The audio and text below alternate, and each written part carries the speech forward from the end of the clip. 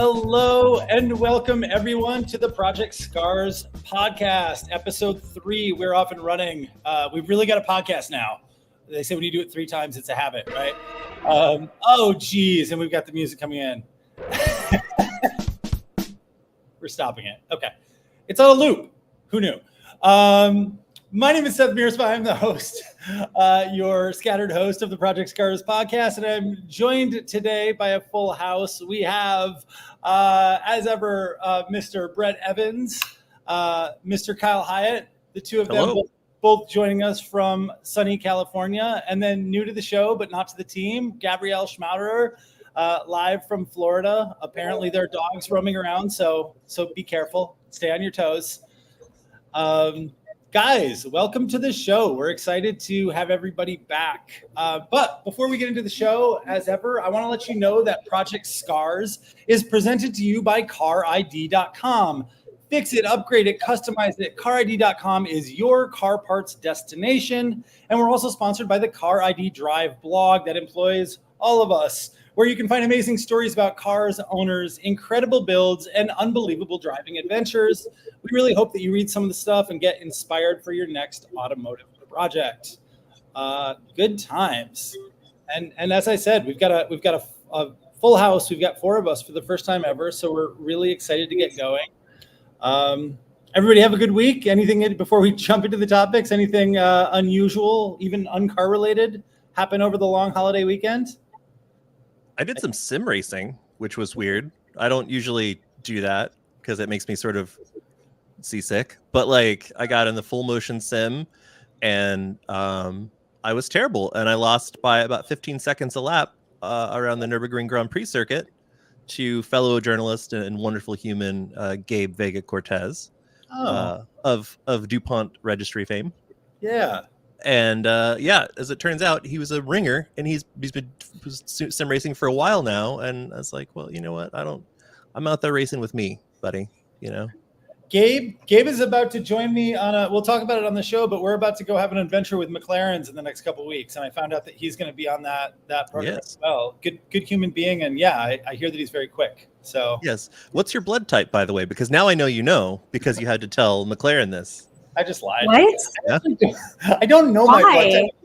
I believe my blood type is O negative because I remember having a thought at one point that was like lucky somehow because it's either the universal donor or it means I can take any. I can't remember what the story is. Donor. Is that your blood type, or is that just like your vibe in general? Just overall, I have an O negative. O negative.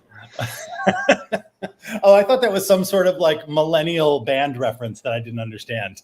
No, though there was a band type O negative whose giant singer is also, he's dead, but he was in Playgirl, which is weird. Apparently, that's the thing he was known for. So you didn't think you were getting that on the podcast, but here we are.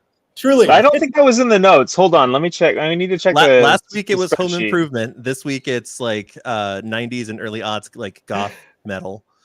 It was car-related Home Improvement, though. Do you want to talk about Cadzilla instead? That would work. Oh, I love that. I love that car. I just love ZZ Top. Let's be honest. Tres Hombres, buddy. It's a great time. I think you guys to remind our live viewers that if you're watching and you have a question about anything, frankly, this one is going to go off the rails. Please, wherever you're watching us, be it on YouTube, Facebook, Instagram, just leave a comment where you are. We will get it. We'll throw it up on the screen and we'll have a chat about whether you're smart or otherwise, I guess. Or, as you'll see later, you'll ask us for some advice and then we'll over deliver on that advice by a huge amount. That'll be late in the show. All right, let's hop into it. We'll start with because we're all really excited, Gabrielle, that you were able to join us for the first time this week. In many ways, you are sort of the spirit animal of Project Scars because you are an incredible car collector, rebuilder, and owner of many Lotuses and other, fair to say, wrecked exotics. Right? At one point, wrecked exotics. Yeah. Yeah. Actually, that describes how my weekend went. We got a call from one of our guys here at the shop, and he blew up his car last night at about 1 a.m. So, oh no, it's for the plot. Well. But now he's going to engine swap it. It was a project Toyota MR2 that we had built here in the shop for him. And he kept saying he wanted a K swap it. So he's like, well, okay, I guess I'm going to K-swap it now. How dare What you. generation MR2? It's a W30, so it's the ugly little Oh, bug cool. eye spider. Yeah, buddy. MRS, yeah. That's actually Little, it's the car that I had before I had the Lotus. I think they're pretty nifty. Underappreciated. Yeah, they're great. Yeah, sure. MRS, the first press car that I drove legitimately with like full authority, and it was as an interview to be an motor gopher at Automobile Magazine, and I didn't get the job. Monty Doran, if you're watching, 1, come on the show. 2, you didn't hire me, and I'll never forgive you for that. That's incredible. I didn't know he was editorial before he was in-house. Monty Doran was the technical director and I think intern coordinator for Automobile Magazine in the early aughts. Yes. And he didn't hire me. And I've had an argument several times over the years with Tony Quiroga, who's now the editor-in-chief of CARiD Drive, that he hired Tony instead of me. Turns out that's not true. That was me misremembering things a little bit. It was a year before or a year later. But in any event, he did hire Tony and didn't hire me. So, and just think of the trajectory that your life could be on if you had been hired instead of Tony. Imagine if you were the editor-in-chief of CARiD Drive instead of just some scrubby little ragtag group of people called CARiD Drive. I wouldn't change a thing, you guys. I'm having so much fun. Right. I wasn't paid to see that. Wait, you guys are getting paid? Oh no. Occasionally, yes. So, Gabrielle, we're going to talk about, again, you guys know if you've seen us before now, because this is episode 3, we opened the show talking about what we've been driving and what we've been working on. So let's go there. And we need a little bit of background from you because you have not given us the lowdown yet on everything that you're working on. So most recent project, most interesting one, like what's up with you this week? My most recent project, I wish that I could come on here and say that it was done because 2 weeks ago I thought it was. I bought a Lotus 4 with a blown engine and I did the engine swap in my garage. I found a very sketchy Lexus. A lot of people don't know that Lotuses actually have Toyota and Lexus engines in them. So I grabbed a Lexus engine off Facebook Marketplace for $800 and I threw it in and everything was going great. And now it's in limp mode. And I never want to see the car ever again. You're at that stage right now. So instead of reaching the top of this peak of the range of mountains in the project car, you've hit a valley. In other words. Well, I had it running and I brought it to its first car show and everything was going great. And now there's an issue with the tune because the cams between the engines aren't the same. So that was it. I got to take it to one car show and no one will ever see it again. That's not true. Next car show. No. I feel like we've heard enough, like in the short time that we've worked together, we've heard enough of these like catastrophic horror stories that somehow still resulted in a running driving vehicle later in time that it's gonna happen. This one's gonna happen for you, Gab. Eventually. But the good news is I'm back to driving my other project car, which is my Lotus Elise that I also bought wrecked. So I can't really complain that much about the Evora not running. Yeah. Speaking of the devil. Oh, that's her. That's so cool. I love it. I just found cutie. Love that thing. I'll send you the link, but Casio just did a new line of like there are approximately 98,000 different kinds of G-Shocks. But they just released like the sort of standard small square G-Shock in exactly that color, sort of a Tiffany blue, like whatever you want. I don't know if you have a specific name for that color, but you really need, for $99, you really need one as a companion to driving your Elise. Yeah, actually, that's a question I get a lot with the car. It's one of the old Porsche colors. It's the N4 mint green that I snatched from Porsche when we decided to repaint the car. And we did one of those, we're going to repaint the car. It'll only take a month. It did not take a month. It took closer to a year because once we started sanding it down, we found a ton of incredibly impressive and botched repairs. Oh my God. Well, Daniel thinks that you should just send it anyways. And I tend to agree. I think that's a reasonable assessment of the situation, no matter what color the paint is, frankly. What are we looking at in this slide? What's going on here? This is a teaser of what we're going to talk about next when we discuss buying used modified cars. Tell us more, Gab. So I bought the car wrecked. I couldn't afford to buy it in good condition, but the car ran. And that's the important thing to remember, is that the car did run when I bought it. So that's a highlight. I bought it for 18 grand off of Facebook Marketplace from some guy who bought it wrecked on a track in New York. And he had started to repair it. And that there is the cardboard that made up my front end. Someone had redone a solid portion of my front end with cardboard covered with kitty hair, which is essentially Bondo with really short strands of fiberglass in it, which did not hold up, which caused the entire front end to crack. And that took about 3 months of refiberglassing just to fix that.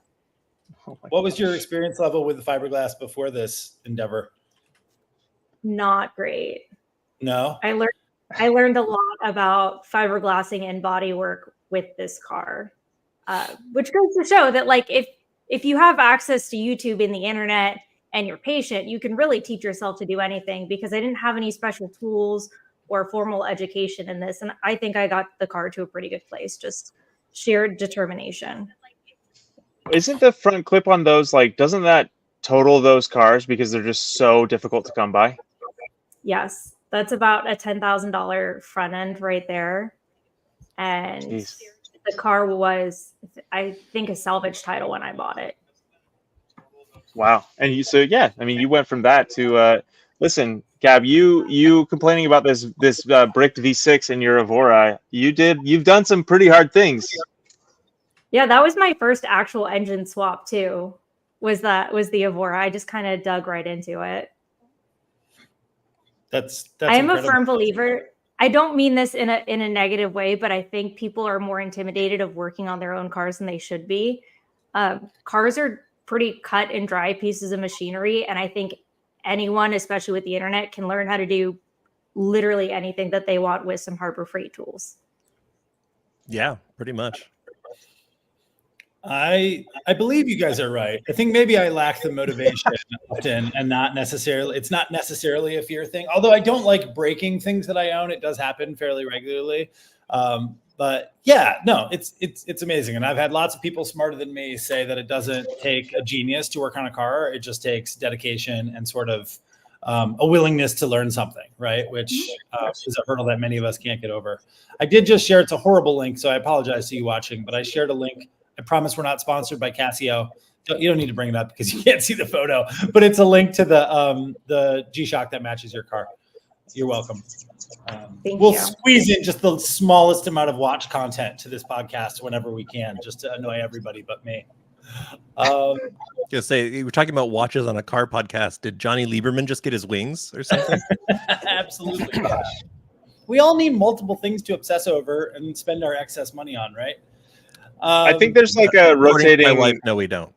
I think there's like a rotating, like you can choose one of 5 different side quests when you're in the auto business. It's like whiskey, cigars, watches, shoes, or vinyl, or like the 5 things that you can choose as your side hobby. I like to refer to that as the Ouroboros of insufferability, specifically. just eating our own tail, like being obsessed with bullshit, basically. Yeah. Absolutely. Aviation. That's another one. Talking about status in airplanes. Aviation, photography, I think. Photography is up there as well. I know. But the people who write about cars or do stuff with cars and are into photography tend to be doers, I've found, and not just, as I am and Kyle's alluding to, sort of insufferable layabouts. Me too. Drunk on our own car. Yeah, we just spend our time scrolling different. We spend our time going from watch sites to car sites and calling it a day. Literally my life. But speaking of disposable income and ways to waste it, Brett, you found a potential new project car in your life, yeah? Oh yeah, I'm real excited for this one. I'm not gonna lie. So I was at a friend's house, and across the street was a. Let me find the link. Across the street was a. Right, there it is. Hey, there she goes. Across the street was this car, just parked, hanging out, having a good time. And I went into my friend's house, and we had a nice time. And then I was on my way out the door, and I saw the guy whose house it was, he was pulling his trash cans, and I was like, "Hey, I like that car. Is that Angeline's car?" Angeline's this like local LA celebrity who always drives pink Corvettes. He's like, "No, it's actually Charlie XCX's car." I was like, "Oh, okay, cool. Like how fun." Blah blah blah. He tells me the story. He's the producer of this music video of Speed Drive, which is from the Barbie album, and they spent thousands. I think he said $30,000 turning this Corvette from a silver base model to this Barbie Corvette, and it turns out it's for sale. So we've been texting back and forth. I'm going to go look at it tomorrow, and I might buy Charlie XCX's old Corvette. And I have this like bizarre image. I've never done track driving before in like any substantive quantity, and I have this bizarre image of turning Barbie's Corvette into my learner, my like track learner, my like the car that I learned how to drive quickly in. So we'll see how it goes tomorrow. That seems like a safer idea than driving it around LA in case you do run into Angeline. She's going to come at you with a box cutter or something. Yeah, she's real protective of that IP. She's not going to be super happy about that for sure. But you know what? She's going to charge you $100 cash for honing that car. I actually live not super far from where she lives as well. I see her like she has a C7, or I think she has a C7 Corvette in the same shade of Pepto-Bismol, and I see her all the time. And so we'll see if it becomes a problem if I buy this thing. It's a stick shift though. It's kind of rad. So they got Sarah Choi, who's a drifter, to do this stunt driving for this video, and it's a stick shift. It's it's like honestly a pretty well spec'd car, and the price is very, very right for a manual shift C5 if it's in good shape. So I'm gonna go look at it and we're gonna find out. That rules. I think it's cool. One, I think that LA is a big city. There's room for two pink Corvettes, I would say. You'd think, but you'd be wrong, actually. maybe even three if we're getting spicy. And then also, maybe I'm alone here. You guys can weigh in as you'd like, but I'm a big C5 Corvette guy. I've always been like the C5 Z06 was like one of my really early dream cars. I know that it's like the shape is a little wonky. It's very unique with a sort of more flowing and the rounded nose and all that stuff that not all Corvette most Corvettes are a little bit more angular, a little sharper. But I think this one is cool and they're fun to drive. Like they still are quick. Like it's not like the world's best handling car or anything like that, but it's really rewarding. I think this is a satisfying driver. So I think it's also the last car on the American market with pop-up headlights, which is kind of rad in and of itself. If you want to just like shock people with stupid Corvette trivia. But yeah, I'm excited. The last car period with pop-up headlights? That can't be right. I think so. 2004. All right. I'll believe you. Yeah, I believe you. That just seems wrong somehow. But I can't counter it. I don't know what it would have been. It just seems sad. You don't want to accept it. I don't want to believe that's true. Pop-up headlights are far too critical to my worldview. Not to be that guy, but I've established a tradition already. But word around the campfire is that Corvettes in general are the worst cars to work on. Like everything is difficult to access. Is allegedly a nightmare, and I've heard C5s are pretty bad as well. So just so you're aware, because I don't want you and Noah to get the C5 and then all of a sudden realize, oh God, what have we done? I could see that being the case because it has the transaxle. It has that rear transaxle. Mm-hmm. I cannot envision the engine being difficult to work on because it's a LS engine. It's in a hood that is roughly 12 feet long. The engine is like shoved back fairly far, I think, and so I think it's the packaging. I think is weird. So all right, well, I'm going to find out tomorrow when I go look at it. The other thing that I was curious about, or the other thing that I'm not as worried about, if that is the case, is that Noah works on his '86 Jaguar pretty regularly, and that thing has like Jurassic technology that requires subframe lifting and all kinds of ish all the time. So I feel like back to Gabrielle's point about anyone can do anything. Noah has taught me that anyone can do anything if you just like are brave and maybe foolhardy enough to try it. So yeah, for sure. We're gonna put that to the test with Barbie's Corvette. I'm excited. It does seem like though a C5 Corvette seems like the type of car that when you start messing around with it though, you realize there's like a guy in Idaho somewhere who built a jig that he now sells through forums that helps you execute just one particular piece of maintenance. You know what I mean? Like a cottage industry for a mass-produced America's sports car, right? I'm sure something like that exists. Again, it does seem like peak. There's a guy for that sort of car. Yeah.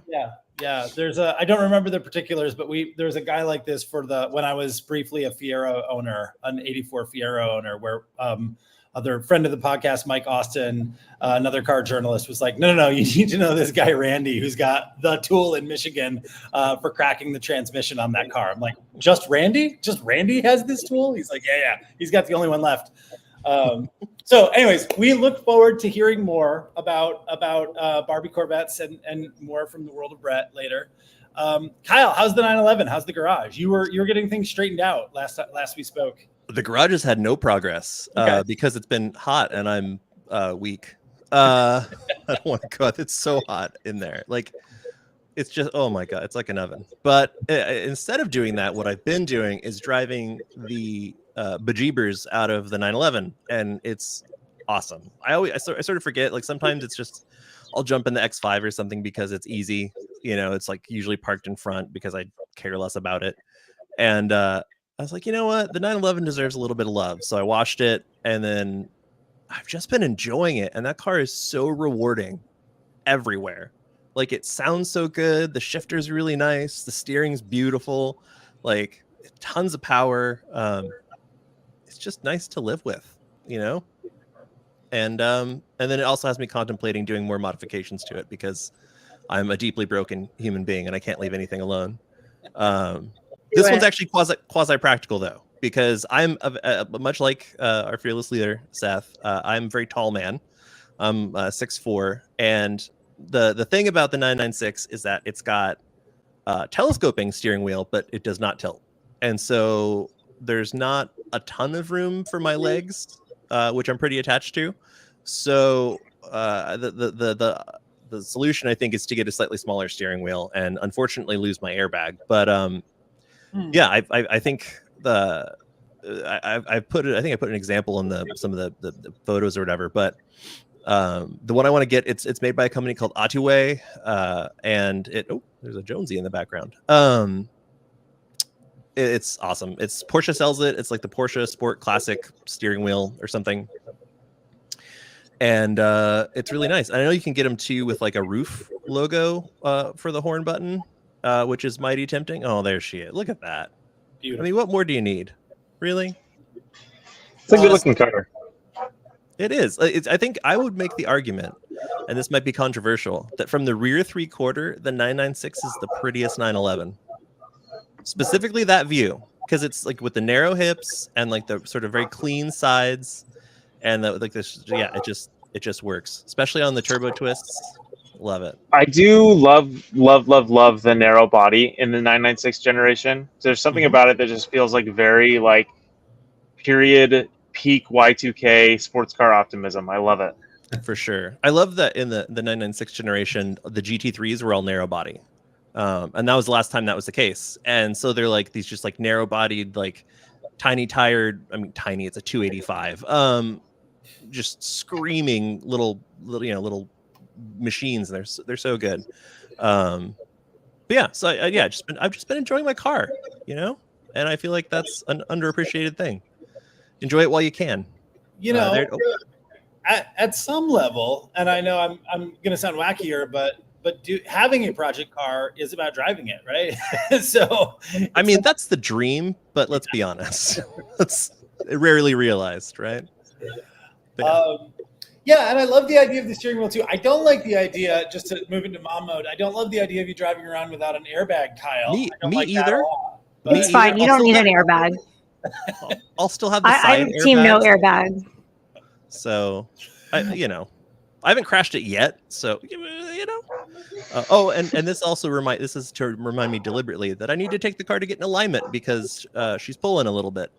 But this is a really cool alignment shop in Torrance. It's called Johnson's Alignment, and it's like the most old school alignment shop I've ever been to.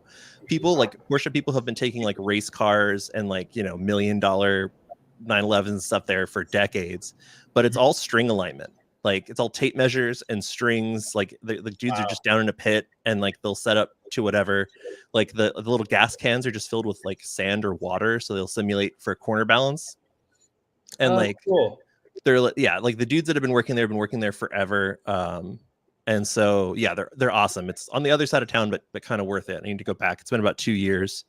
So I need to refresh my almost a GT3 alignment, and before I wear out my Michelins that I threw on a couple months ago. But yeah, I dig it. And I I'm didn't glad know you could get a professional string alignment. That's just I've done those in my garage because I was poor, but I mean that's how they do it. Like that's how they do it at like a racetrack or something. Is they'll set up string alignment and go there, and it's as accurate. And sometimes if you're really good at it, it can be faster than doing it on a computer machine or whatever. And you can also set it to whatever you want. You're not like beholden to the limits of what the machine can read and stuff. So yeah, these guys are super, super good. I think a regular alignment without height adjustment is like $200 or something from them. So a little spicy, but not too bad considering what you're getting. And then they give you like a paper readout with all of like the specs on everything. So you can like just bring it back and have them repeated or whatever. It's rad. Like it's super cool. That's like cool. Real classic SoCal Porsche, like cottage industry stuff, which I love.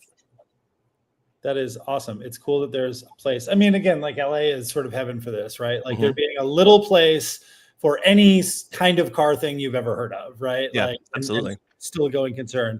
We cross our fingers that whoever the proprietor of the establishment is doesn't pass away without errors, because we know that they're hard to keep up and running. But we see them still around. So cool. All right. Well, so I don't have a ton of project car news other than the fact that I'm still shopping for what my next project car, fun car will be. I'm already, this is the sort of cycle, right? You get excited about something, you start to do a bit of a deep dive, you go down the road, and then you share it. You put your new flower of enthusiasm out there in the work chat, and Kyle says, that car is dumb. That's a horrible car. It's terrible to work on. That's right. You shouldn't buy one. So Kyle, who owns a manual transmission BMW X5 with a leaky sunroof and a Porsche 996, and has in the past owned Alfa Romeos. So just take everything with a grain of salt. Just one Alfa Romeo. And I bought it when I was 19 and I didn't know better. But it was one is enough Alfa Romeos. This means he's experienced. I haven't gone back to that well. Okay, and I don't anticipate it. I think it's not a good well. The house of CARiD is made out of Gorilla Glass, and we all throw stones, and it's okay. But so I'm going to actually tonight, if I can pull it off, I'll go and drive my third example of a third gen Subaru WRX hatch. This is a car. I take it back. This license plate makes it all worth it. Buy this immediately and make sure the plate. I felt the exact opposite. The license plate makes me want to run in the opposite direction. The license plate in combination with the front license plate block. Yeah, exactly. Yeah. Yeah. So this is actually cool. Like, I don't know if I'm going to buy this car or not, because I don't want to like spill all of the tea on the podcast about what I'm looking at, prices and stuff. But this car is really close to me. It's about 5 miles down the road from my house. I test drove it last weekend, and the woman who owns it is a badass. She's really cool. Her name is Claire. She competed in Rebel Rally a year or two ago or something like that. She has a lot of friends in common with those of us in the automotive journalism world. Apparently she just like got her doctorate at University of Michigan, and she's a WRX driver. That's now ready to give this one up and kind of move on to the next thing. Right. So, the car is cool. It's what I like about this generation of WRX, because I really, to be honest, like I really like all of them. I think I've driven every generation of WRX that's come to the US. And I've had my problems with all of them. None of them are, all of them are very flawed cars for sure. But the fact that this is, a standard WRX, not an STI, you can get it in the hatch body style. It's ugly, but it's ugly in that sort of classic Subaru way where it's kind of like nerdy ugly, so I can appreciate it too. Again, especially the sedan, I don't think like comes off quite as well as the hatchback does in this one. It hits all of the things that I want to hit in terms of like a practical car that I can drive. Like it's got enough space that I can put the kids in the back seat. Hatchbacks are obviously pretty useful.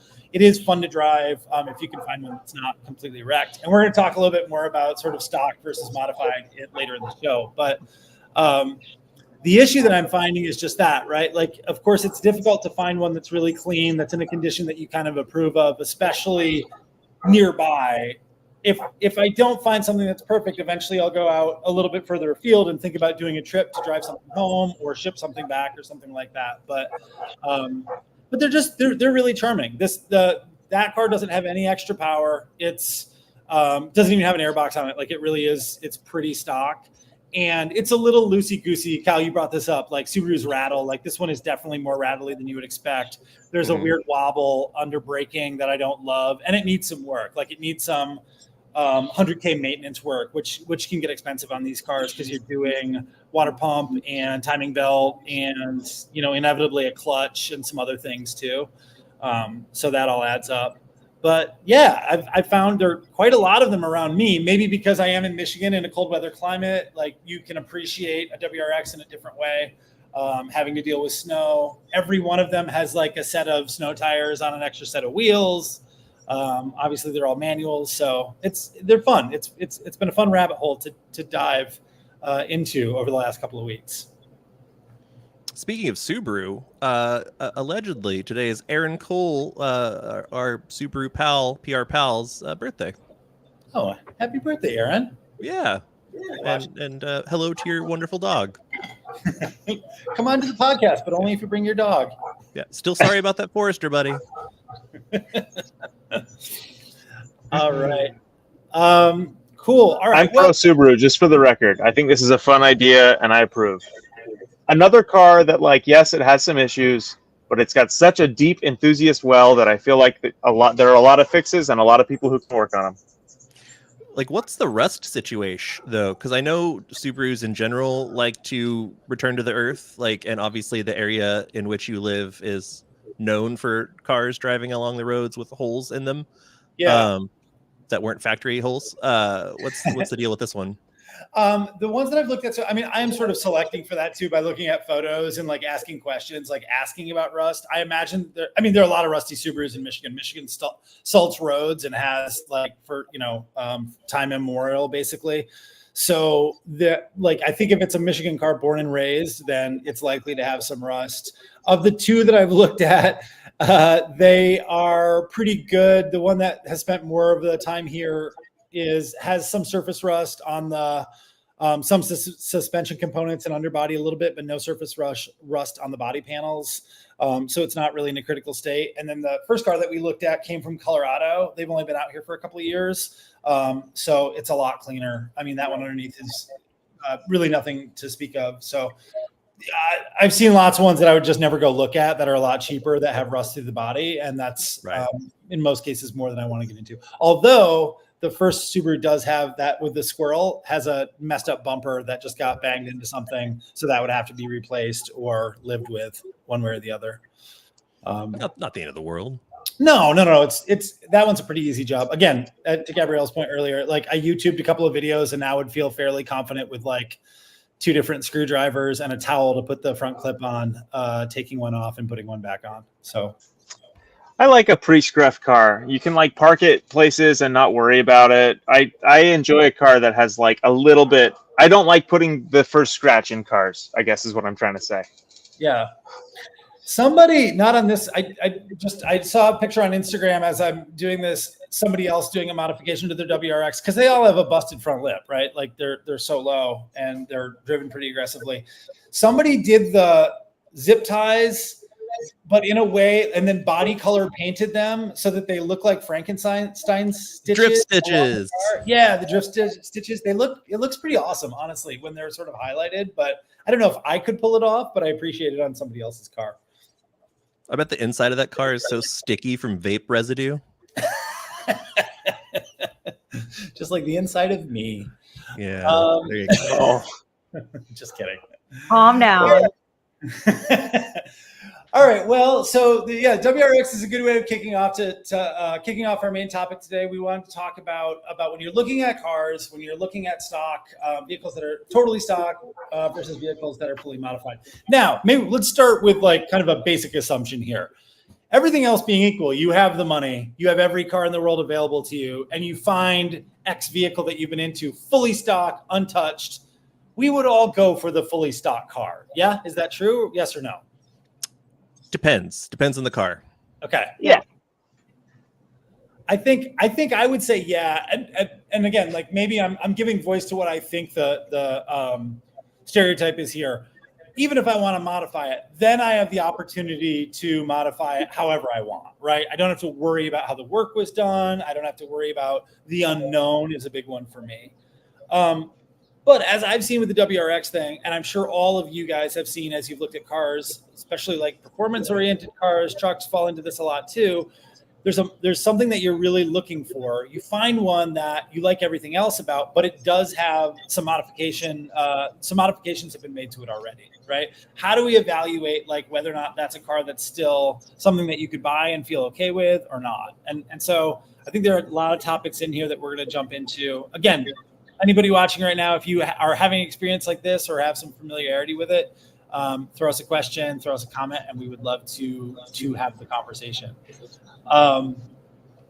Brett, you were talking about you brought up your LX in this conversation, your LX 450. Yeah, I bought this from I actually bought this from my brother, but in very quick succession after he bought it on Cars and Bids, and it had really high miles. It was like 199,000 miles or something like that, but it was perfectly rust-free underneath, in amazing shape, like externally, kind of that like ideal balance of scruffy versus presentable, like an off-roader. So I was really excited. I bought this thing.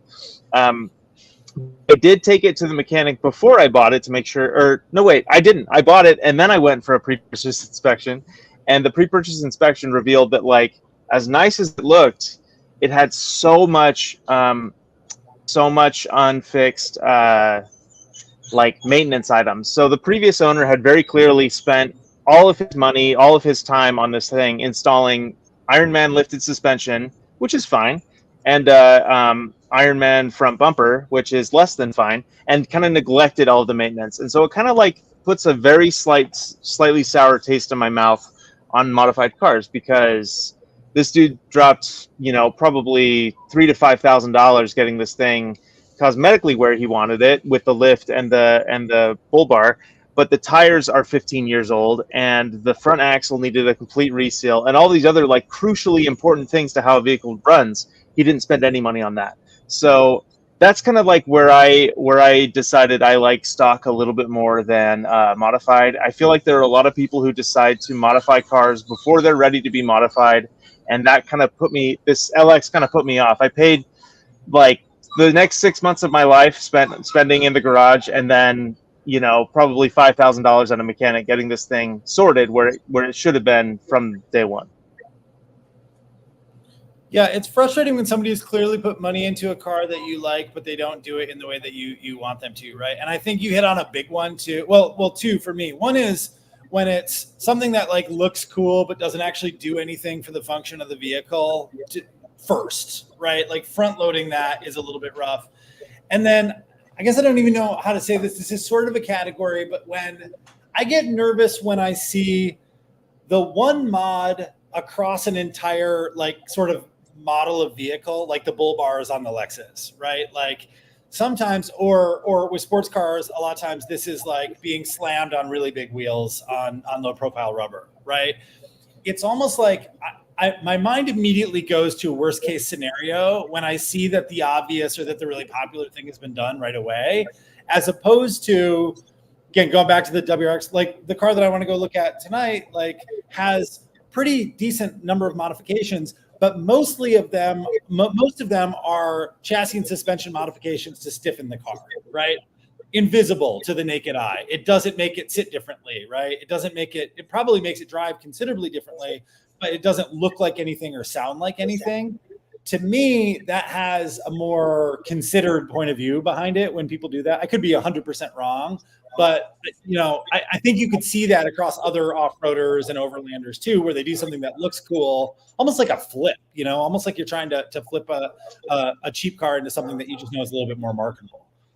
That was kind of the energy that this thing gave when I went to pick it up initially from my brother, thinking, he was thinking he was going to keep it. When I went to pick it up from the guy, he kind of just said, "Oh yeah, I wanted to turn it into my weekend trail machine, but I just kind of ran out of time and lost interest. I bought it 6 months ago, blah, blah, blah, blah, blah." And I kind of just like the modifications that he made don't even match that brief, because weekend trail machines don't need bull bars. weekend trail machines like the Lexus, if it's your first off-roader, if you're just getting into off-roading, this thing is already way overbuilt in stock form, so it doesn't need a lift kit. What it really needed was new tires to replace the 15-year-old tires that were on it. And what it really needed was a resealed front axle so that you had four-wheel drive reliably. And so kind of just like, it doesn't, I agree. It feels like that quick flip where you just slap a great coat of paint on a house and call it a day, and try and upcharge the next guy for it. I got it for a good deal, so I don't feel like too duped in like all things considered. My brother and I both got it for a pretty decent price, but yeah, it was definitely a bit of a shock to actually get under the hood and realize how much it needed beyond the $5,000 of purely cosmetic stuff that were already done to it. Yeah, always. Why would you ever really need bull bars? That's another question that sort of. They look cool, kind of, depending on the car. Well, and when it's a decent, we're not going to besmirch like Iron Man 4x4 is a perfectly decent brand, but like when it's a really overbuilt bull bar, it actually provides, like in Australia where these things like originated, a car accident in the outback with a kangaroo would devastate you. You would lose function of your car and you'd be stranded in the outback for days and starve to death and die. So like, in that sense, it's great. Like if you are actually using this thing to traverse long distances and trying to avoid damage that's actually going to like cause you to become disabled, sure.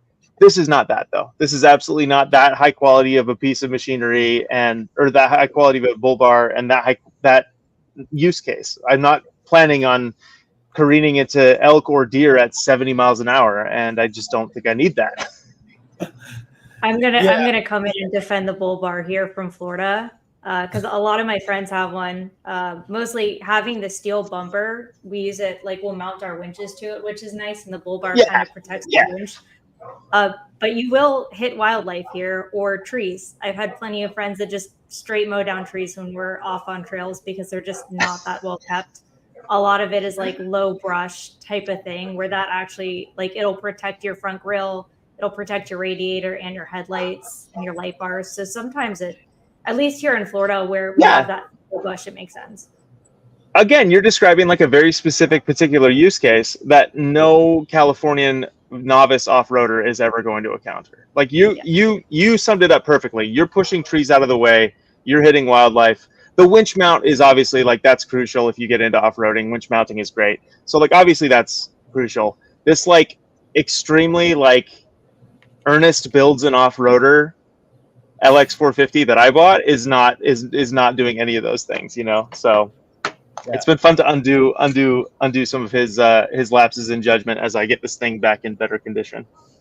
Well, I'm also not going to sit here like on my high horse saying that you're not allowed to do something that just looks cool either, especially like in that off-road space. Like there's a lot, anything really. Like there are lots of mods that are fun to do because they're fun, because they look cool, because it's sort of representing a car that you've always wanted, or you're just using your imagination to get the vibe that you want. Like there's no problem there. Again, going back to but when you're shopping for something that's previously been modified and it's not your vibe, it does make me wonder what was the priority in terms of this vehicle that now I'm about to, spend my hard-earned money to purchase, right? Kyle, you also brought up just being fearful overall of like the number of modifications in general that have been done to a vehicle. Yeah. Right. Because most of the time you're not buying a like suite of modifications from one place. And so you're counting on, the grand theory of interchangeable parts, like to make sure that all these parts work together in a car and not cause other problems.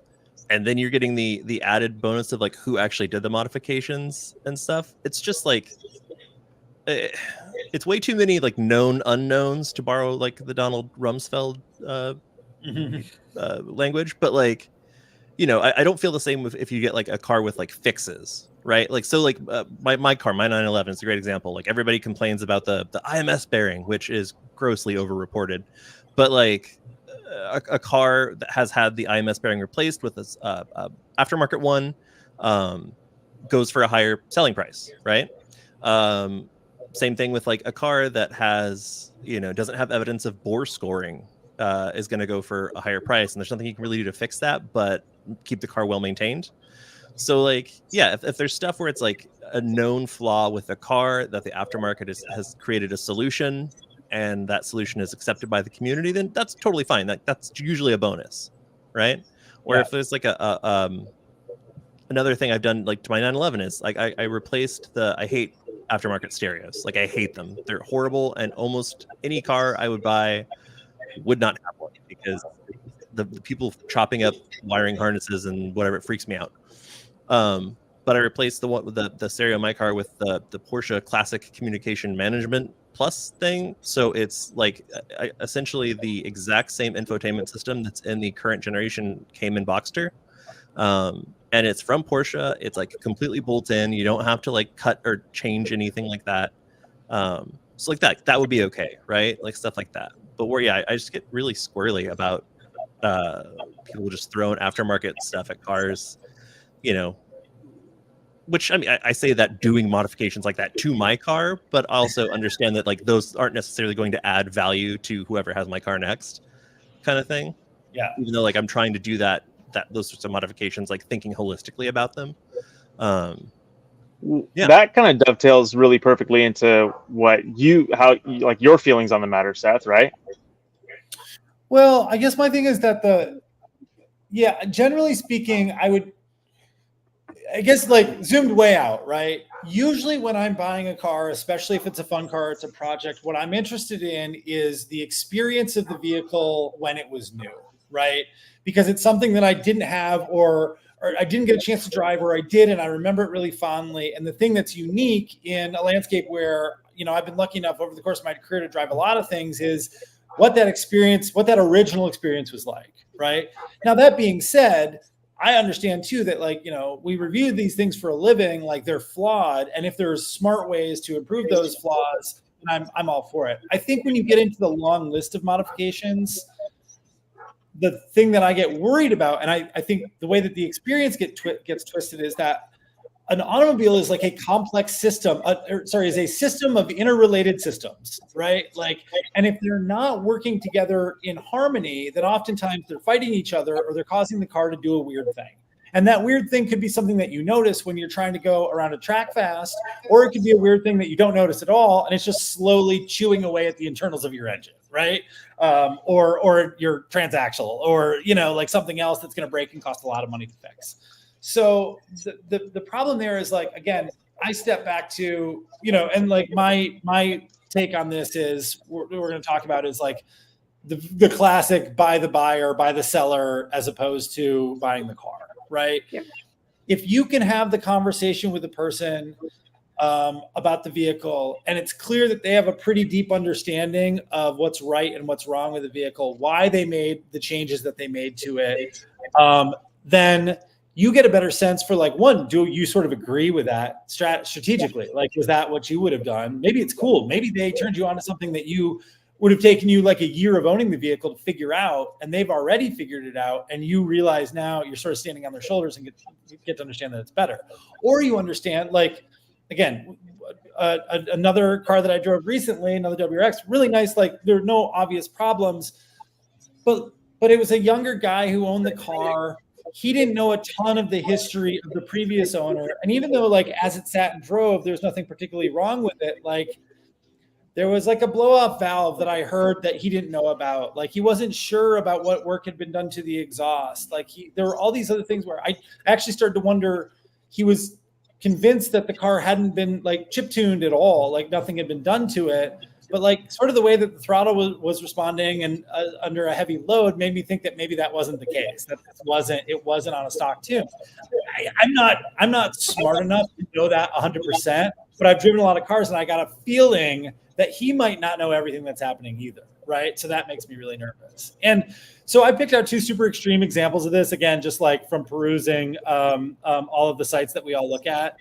The first one is the Bring a Trailer listing. This thing is just awesome, and it's obviously a really wild example. So this is a 64 Alfa Romeo Giulia 1600 Sprint Speciale, whatever. That's actually been modified to look like a rarer version of this already incredibly rare Alfa car. Now, I didn't get a chance to go back and look. So this is the car this is an homage to is called an SSZ Stradale. I was going to look up the auction results for some of those cars if there were there, but my guess is they're going for hundreds of thousands of dollars, right? Alfa's not a Ferrari, but like people care about it a lot. So if this car was actually the thing that it purports to be, it would be a Concours car, maybe you'd see it at Pebble or something like that. Super, super rare, very cool.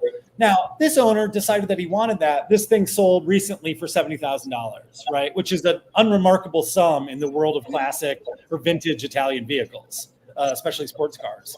The guy who did this with the help of really talented, like mechanics and artisans at the shop, built a tribute car essentially that I think is gorgeous, but would have the advantage in my mind of something that you could drive, maybe even put on a track if you're allowed to in like a vintage category or something like that, and really enjoy as it was meant to be enjoyed, right? Without having all of the sort of collateral of you're driving a $200,000 or $500,000 thing that is irreplaceable if you happen to screw it up, right? So again, you can tell, and I'm sort of extrapolating here the seller. I haven't actually talked to that person, but I think it'd be really fun. But you can see by the care taken with the photography, by the listing description itself, and the fact that they, put it on a sort of more premium platform in terms of bring a trailer. They've done the homework. They've done a lot of work to let you know what has been done and what the car actually is versus what it isn't, right? Smash cut to our next example from Southeast Michigan Craigslist, which is maybe more fun, but definitely a different kind of seller, is this 1980 Jaguar XJ6 that has been made into a pickup truck of some kind. That's a great, it took me a second from that view of the car even to recognize that it was a truck, because I thought maybe it was just like a trick of the light or something. But yeah, the full, like I can read verbatim the listing here. It will take me a second. It says 1980 Jaguar, no rust, 350 Chevy engine, Michelin tires, extra rotors, needs headliner, SS exhaust, and then his contact information. So we're under like 100 words at this point describing what is frankly a remarkable build, right? Like, not a great owner. No, he doesn't want $70,000 for his car either. Although even at 9, I would say this is at best a push. I love it. I would buy it. I don't care what's wrong with it. Well, I think that's what he's going for. And I think that that's completely fair to say with any car that's like been seriously modified, even something super crazy like this, right? But Gabrielle, you'd also know what you're getting into, right? Like you'd understand, like I'm taking on something that's going to be a project for the next X number of months that I want to deal with it. Yeah. I think for me, it's a value proposition of how much the buyer or the seller wants for the car and how much money I think it would take to fix whatever they did wrong. We're like, if I bought that for $6,000 and it needed a new engine and I was into the car for less than 10 grand by the end of it, I wouldn't be mad. I think when it comes to modified cars, though, people forget that because you put a mod on a car doesn't increase the value of it. And that's where people get really out of hand in the seller's market. You just nailed it so hard. 9 grand worth of work. Yeah. I think it's so hard to make money on a modified car in that respect because, people say, $300 for the intake, $500 for the exhaust, $1,000 for the coilovers. Therefore, it's worth $1,800 more than it would be otherwise. And that's just never the case. No, especially if it's not done by a reputable shop, in my opinion, makes a difference. We're like, if you're going to buy a car and you want something modified and turnkey and you're going to pay a premium for it, get it from someone who took it to a reputable shop. But I have a friend, I'm going to call him out. He is trying to sell his twin turbo 2nd generation Dodge Viper right now. And it was done by a backyard mechanic. And he couldn't tell you the odds and ends of what was done to the internals of it. And he's trying to sell it for $80,000. And I cannot get it through to him that just because you spent this much on the car does not mean it's worth that much more. Also, like, what a small pool of people that would buy that anyway. Like, Yes. I know like there's an epidemic with like depression amongst men of a certain age, but like that goes, that's a little extra. Yeah. There's no Sounds shortage like a of car. Vipers on the market. I'm pretty sure each of us could go onto Facebook Marketplace and find a Viper for sale within 100 miles of us in the next 10 minutes. but the buyer's market is really small and people just get really convoluted. I would buy almost any modified vehicle for a cheap price. People are just ridiculous. I think it's a really good point. And look at just the cars that we've talked about today, like for all of us, right? Like, I don't think for an Elise, certainly, WRX, I'm seeing it now, an LX and a 911, 100%. The price for unmodified versions of those is much stronger than the price for modified versions of them, right? Like, I think that's fair to say. Viper's an interesting one just because I think that it's probably so rare. Maybe I don't know. I'm not that familiar with the community, but it strikes me as a car that's more often kept stock than it is heavily modified anyways, because it was a car that everybody sort of thought was a collector, like a classic as soon as it came out. So the willingness to sort of screw with it, I think, was lower maybe. I'm sure there are little microclimates, but the twin turbo is maybe a little aggressive. It was fast. I mean, someone could buy it, but for the difference in price between a stock one, you could just buy the stock one and pay your own shop to have it done properly and still be into it the same amount. Like, if I'm buying a vehicle that's been previously modified, I want to be getting a good deal on it. Otherwise, I could have just bought it and done the modifications myself and known it would have been done correctly. Yeah, done correctly or done to your own standard, whatever that standard is. Oh, is this what are we looking at? Well, I just was curious. This is a reputably built Hennessy Venom 1000 twin turbo Viper selling for $84,000. And it's sold for $84,000 at Amelia Island. I don't know anything about this car. I don't know anything about the history or anything like that. But that's not a ton more than a similar condition version of that Viper would sell for on the secondhand market anyway. So, even though you're getting one of the most reputable twin turbo builds, probably done pretty well, probably done to a pretty high standard, you're still not adding that much value on top of a bone stock 2006 Viper Roadster like this. So I'm kind of curious. I mean, I feel like people just have to do these modifications for their own edification, not for the secondhand market, because like Gab said, you can just buy a stock one and do it yourself for, and know you're getting good work. Why is that car sitting so high? Someone out there obviously sees the value in buying it aftermarket. Maybe he'll get in the 80s for it, but that if you bought that and that was just an SRT 10 to start with, you could go out and buy one of those for 50 grand right now.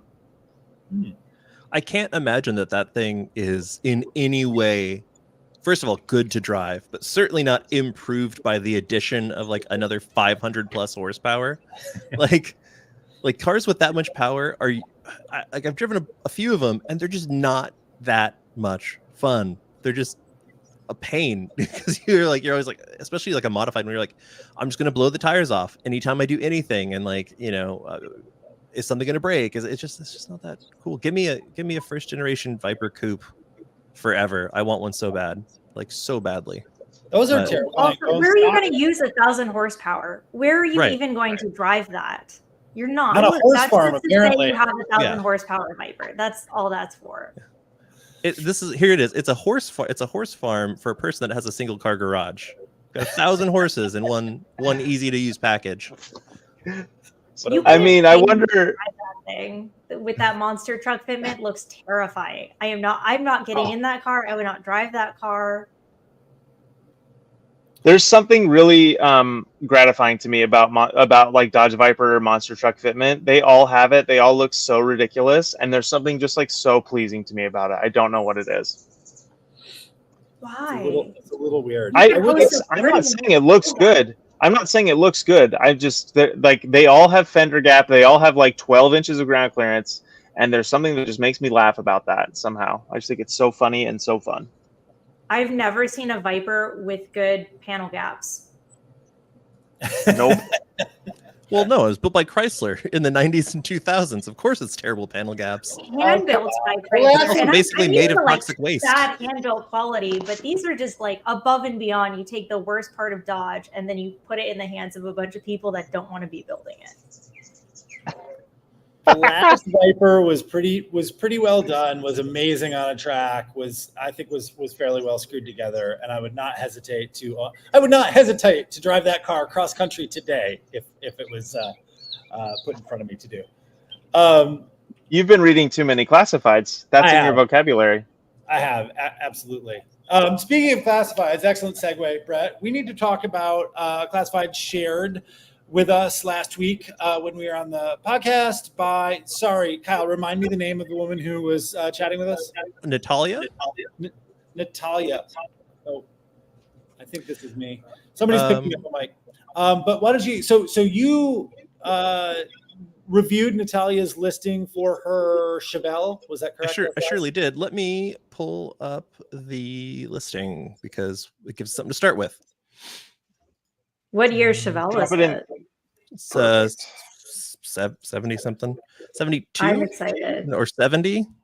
Drop it in the, yeah, there it is. Okay, let me pull it up for you.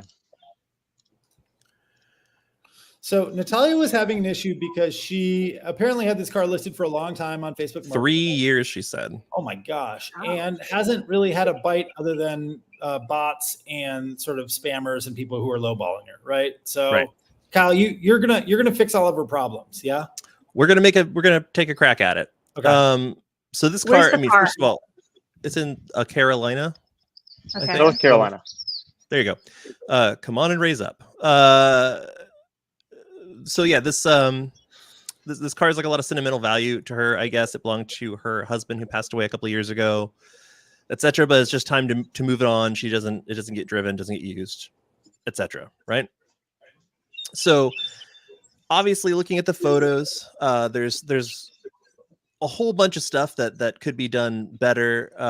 And then the description itself is, and I'm sorry, Natalia, if you're watching, but the description is a train wreck. It's rough, but we're gonna fix it. We're gonna help. Okay. So my first suggestion is that you get rid of this ad entirely. Any ads you have up, get rid of them. Take them all down.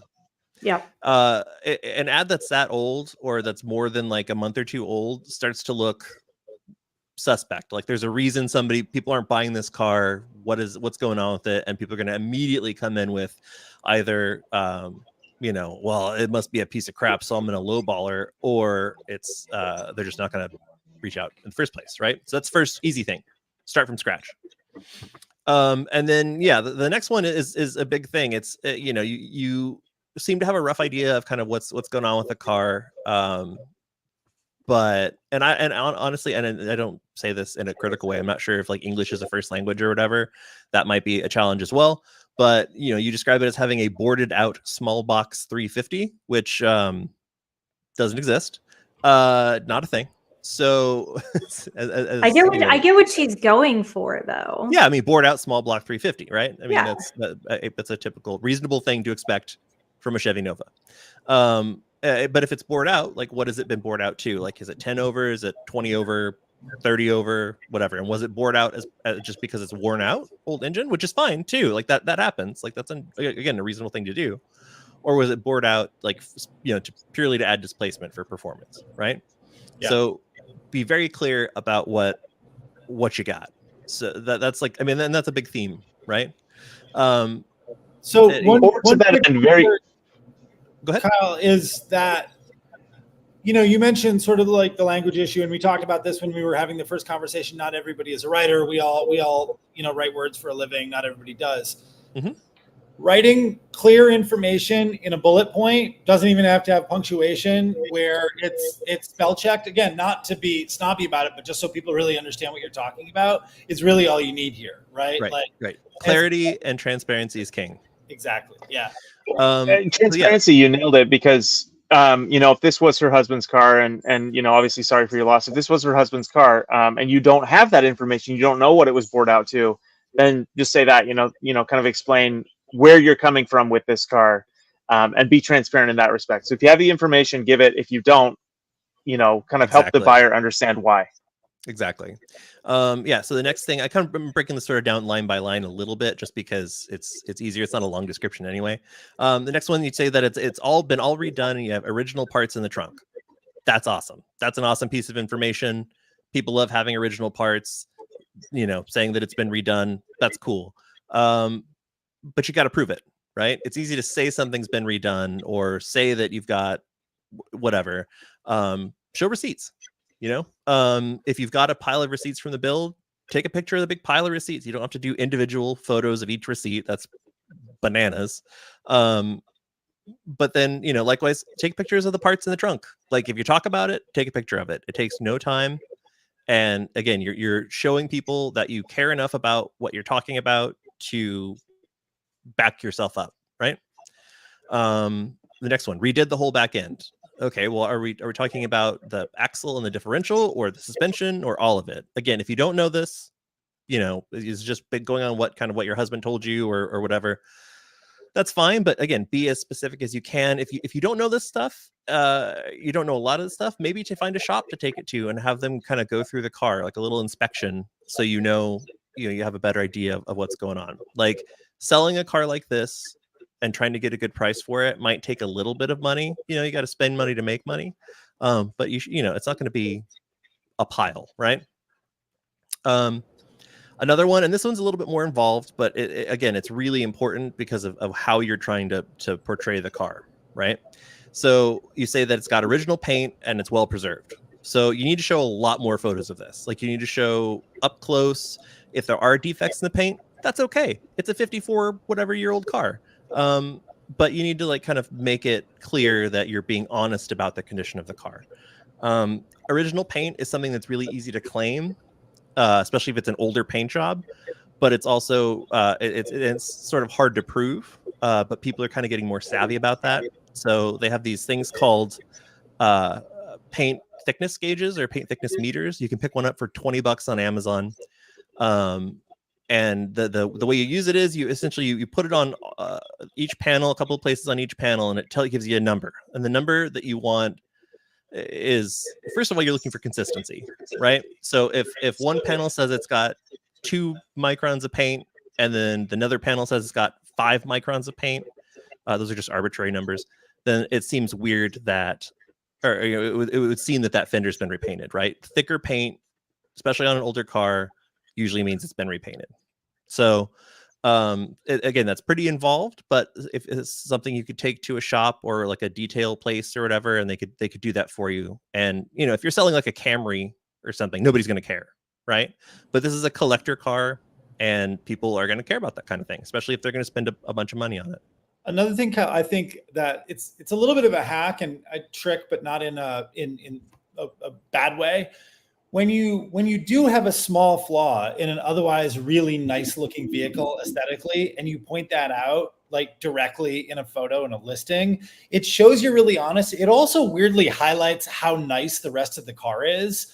Because right. When I sold my Mercedes recently, I did this. There were 2 small, I think probably from hail, I'm not sure, 2 really, really tiny dents in the top hood that probably could be pulled out pretty easily.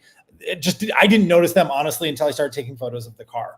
The fact that I was able to point them out directly and show people, they're like, oh, if that's the worst thing that's happened here, then I'm in pretty good shape, right? And again, you're not being underhanded. You're disclosing what you need to disclose, but it's a weird way of sort of highlighting other things that are really positive about the car, especially when you're talking about the eyeball, right? Like the paint. Yeah, and nothing is going to raise a red flag more than when you say this car is in absolutely flawless, perfect condition. Like right. That is an instant sign that I'm dealing with someone who's maybe a little bit less than honest, and will instantly raise a red flag for me when I'm buying a car. So actually describing flaws, however small they may be, is great insurance for your buyer.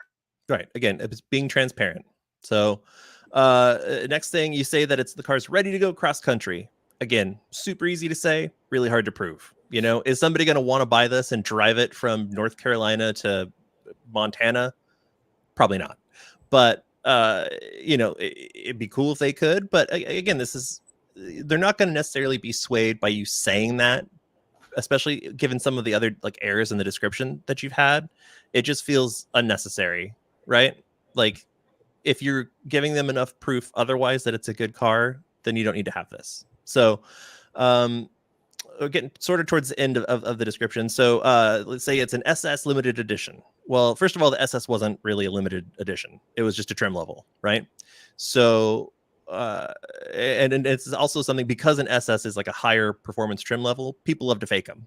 It's just a thing. Like it makes your car look cool, whatever, but an easy way to prove that it's an SS is run the VIN. right? These cars have massive followings online. Every boomer and their brother has had 7 Novas in high school or something, so the resources to confirm that it's actually an SS and not just like a lower trim level with SS badges are available, and they don't cost any money. It's just, and if another step would be to maybe put the car's VIN number, a photo of the car's VIN. You don't have to worry about like an information security issue, because people aren't going to look up the VIN and find your address or something. That's not really how that works. Yeah. That's a good one to underline, Kyle. Go ahead. I think if you are listing a car for sale, save everybody time and just put the VIN in the listing. It'll tell everyone almost everything they need to know about the car, about the titling, about the history, and it'll save you about 30 Facebook Marketplace messages asking for the VIN. Yeah, a savvy buyer is going to ask for it, right? Regardless. And then you say sort of the interior is showroom ready. Again, photos. Prove that it's that way. You've got some photos here, but again, you're not showing a lot. You're not showing details. The car does look very nice, to be fair. Like the inside looks good. But yeah, you got to prove it. If you claim it, you got to prove it. And then serious inquiries only. That's the dream, right? No tire kickers. I know what I got.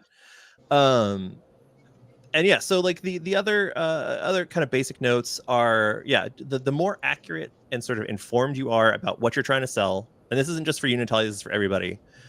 Even if you're like not a car person, the more likely it is that someone's going to trust you enough to give you 30,000 of their dollars to buy this car, right? It's again, you're buying the seller, you're not just buying the car. Kind of going back to what we were talking about earlier. And then the other thing, and this is arguably like the biggest, is you need a good basic photo set of the car. There's like sort of like a list of things that you need to document in order to sort of show off the car as it is. The more photos you have, the better. That's going to answer a lot of like kind of like Gabrielle was saying about the VIN. It's going to answer a lot of questions before they get asked, right? And that's going to save you time. It's going to save potential buyers time. It's great. So I think we're gonna use Seth's recent photo set from his Mercedes sale as an example, because he's got like 99% of the things I would recommend covered. And so we break this down kind of into 3 parts, right, or 2 parts, like we'll call it. Exterior photos, right? So that the main photo that you want, and then this is going to do your heavy lifting for you. This is what's going to bring buyers into your listing. This is like the big one. Hero shot, exactly, is the front 3/4, right? So you need to make sure you get the entire car in the listing, right? It needs to be shot in landscape mode. So think hamburger, not hot dog or whatever. And yeah, you need to make sure it's like, the light is good enough that you can see everything. That's big. Like if you screw this one up, it's game over, right? The next one you need to do is you want to have a front, like a dead-on front shot. Can I add one thing real quick, Kyle, too? Of course, please. This is a mistake that I see a lot, even with people who have great photo sets, and it's a little bit tricky, especially in the Facebook system. Make sure that hero shot is ordered as the first one in your gallery, too. So double check. You have it, but the last one for whatever reason, the system recognized the last one you uploaded, which was the head unit or the exhaust finisher or something. If that one is in first position, then that's what everybody's going to see first, and they're going to click by it because they're going to think you're a dummy. Right. Exactly. So yeah, and then the front, please. Yeah. I can't believe we need to say this, but for the love of God, on Facebook Marketplace, take your pictures during the day. Wait until the daylight. I see so many. Nothing screams stolen vehicle to me like pictures taken at night or screenshots of a picture. Oh yeah, screenshots of the gallery. It happens so often. Brett's bane. I don't know why we need to tell people this, but please, like, good lighting. Wait until the morning to take your pictures. Like morning or like the hour or 2 before sunset, even better. You're doing yourself a big favor. Let the light work for you.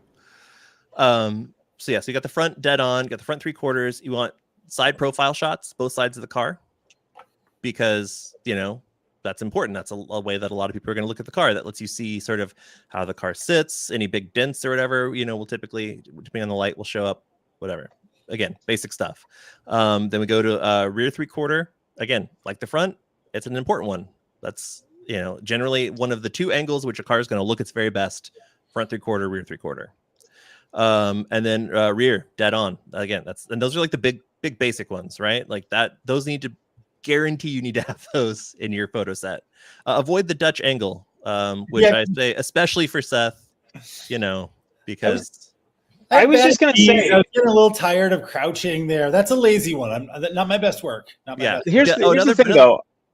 I'm just going to say these are fine photos. Like they are not like print quality, amazing magazine style photos. These are just great, informative photos. They just kind of like tell you what you need to know. So this is to say that like you don't need to be an incredible professional photographer to take good classified photos. Just take these photos, make sure the car is visible on all of the borders, and you're good to go. Yeah, and you don't need crazy expensive professional camera gear. You use your cell phone. The best camera you have is the one that you have. Basically the one you have with you. And cell phone cameras are so good now that they're completely fine. I shoot cars for publication, with my cell phone on occasion, and they're fine. Right. And then the next thing you got to think about too, as far as exterior goes, is just details, right? So you want to get the pictures of a close up of the wheels so that you can see if like the wheels have been curbed or something. You want to get like things like the mirrors, if there's any damage or rust bubbles or whatever. You want to get the badges, that kind of stuff, right? It's less important, but it's nice. Again, it shows that you're thinking about what the buyer is going to want to see. And then you move inside. The interior shots are a little bit trickier, just because the lighting can be a little bit tougher. The big secret I have for you: don't shoot the interior in direct sunlight. Find a place that's a little bit shady. Go pull under a tree, whatever. Not dark, but like a little bit shady. And yeah, this is like kind of my favorite shot to see of a car. This is from, you get in the back seat and you take a shot looking between the front seats. It shows you the entire sort of front cockpit of the car. It kind of gives you an overall view of the condition. This is shot in a wide angle, which is fine. So it's a little distorted, but that's not a big deal. You also want to get the other really critical one is like when you're as though you're getting into the car, right? So like from the driver's door, you open the driver's door, and what's that view? Because that's the view you're going to get as a driver, as somebody's going to come look at the car. That's important. You want to get a view close up of like kind of the driver's area, so the steering wheel, the shifter, the console, the gauges, whatever, that kind of basic stuff. Pictures of the seats, also important. You sit there, torn seats suck. Seats with springs poking through them suck. And that's gonna, ultimately that's gonna decide whether people are gonna buy it. But people are gonna be real salty if they come and find out that the seats are like that and you haven't said anything, right? Same thing, back seats, and then shoot the headliner, because especially if it's the kind of car where the headliners are prone to sag. If you don't have a saggy headliner, bonus, big deal, right? And then also the trunk and the engine bay. Seems obvious. People sometimes forget. And you the best part is you use the same like light that you would use for the interior to shoot the trunk and the engine bay. So out of direct sunlight. But this is a perfect example. You get one big overview shot of the engine. You don't need to get in like crazy detail. You don't need to like take a picture of the alternator or whatever. But if there's something major, like a big like oil leak or something, bring it up. Say something. It's fine. It's not the end of the world. They're going to find out anyway. Best to front load. Yeah, and that's really it for the photo set. Like, it sounds like a lot, but it's really 10 minutes worth of work. It's not a lot. And if you've, as Brett said last week, I think, once you've gotten off the couch, that's a sunk cost. You may as well do a good job, right? It's ultimately it's going to mean more money for you and less hassle with potential buyers. So, yeah, and then lastly is if you've got any like spare parts, spare documentation, manuals, tools, whatever that's going to come with the car, take pictures of that stuff. Doesn't need it, ideally not in the car, like on the ground next to the car, that's fine. But like, show what's going to go with the car. Again, that's a thing where it shows that you care enough to document it, and people will be like, oh, okay, this is really, oh, that's cool. Look, it comes with an extra jack and jack stands, or it comes with, oh, there's an alternator and a new carburetor and blah, blah, blah. Like, that stuff is good to document. And then finally, like, if people ask you for specific photos of the car, like say like, oh, can I get a picture of the the cowl right below the windshield on the driver's side because I know these cars like to rust there. Do it. And then add it to your photo set, and then you don't have to do it again. But if somebody wants like an unreasonable thing, like, I need a photo of this car when you're doing 78 miles an hour and you need to be like that, don't be afraid to say no, but try and be accommodating. And then, welcome inspections. If somebody wants to have the car looked at, especially if they're not local or whatever, this is like a niche car. And you're asking not an insubstantial amount of money for it. So if somebody says like, I want to have a shop look at it, yes, absolutely. Make sure that you make it clear that that person, the buyer, is paying for the inspection.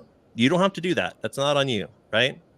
And let them choose a shop if they want, whatever they feel comfortable with. And then, like, if the shop finds something, like if they're like, your differential's leaking, so that's going to be XYZ to replace. Like, be prepared to negotiate a little bit on the price. Like, but ultimately finding that stuff out is good for you and for everybody else because you'll have that information and you don't have to pay for it. Right. And then lastly, don't be afraid to tell the story of the car. Right. This is a car that meant a lot to you and your husband. It's obviously something that put a lot of time, effort, and money into.